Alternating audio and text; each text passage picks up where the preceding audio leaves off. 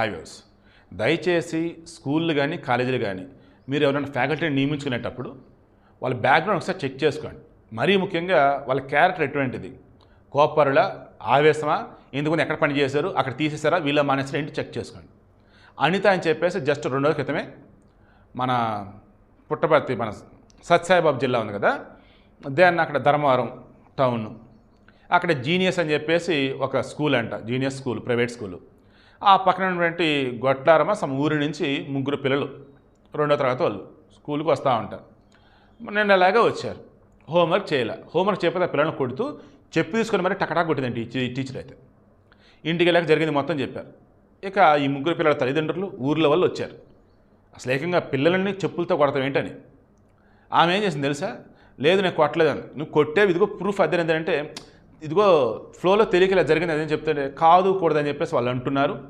ఇక ఈలోపు ఇక ఆవేశం తట్టుకోలేక అదే చెప్పుతో మరలా వాళ్ళ మీద దాడి చేయబోయింది.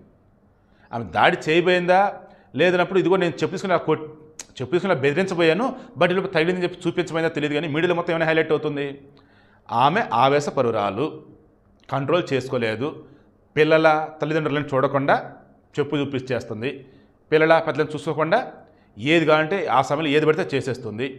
దీనివల్ల సమాజానికి ఏం మెసేజ్ ఇస్తున్నారని చెప్పేసి చివరికి పోలీస్ స్టేషన్కి వెళ్ళిపోయి కంప్లైంట్. స్కూల్ యాజమాన్యం ఇప్పుడు చర్యలు అంట. ఆమెను మాకు తెలిసి సస్పెండ్ చేసే ఉండొచ్చు. వీడికి మెయిన్ ఇంటెన్షన్ పిల్లలకి మీరు మంచిని చెప్పాలనుకున్నప్పుడు ముందు మీరు మంచిగా ఉండండి.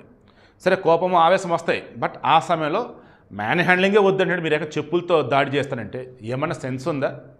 కేర్ఫుల్గా ఉండండి. మరీ ముఖ్యంగా ప్రైవేట్లో స్కూల్లో కానీ కాలేజీలో కానీ.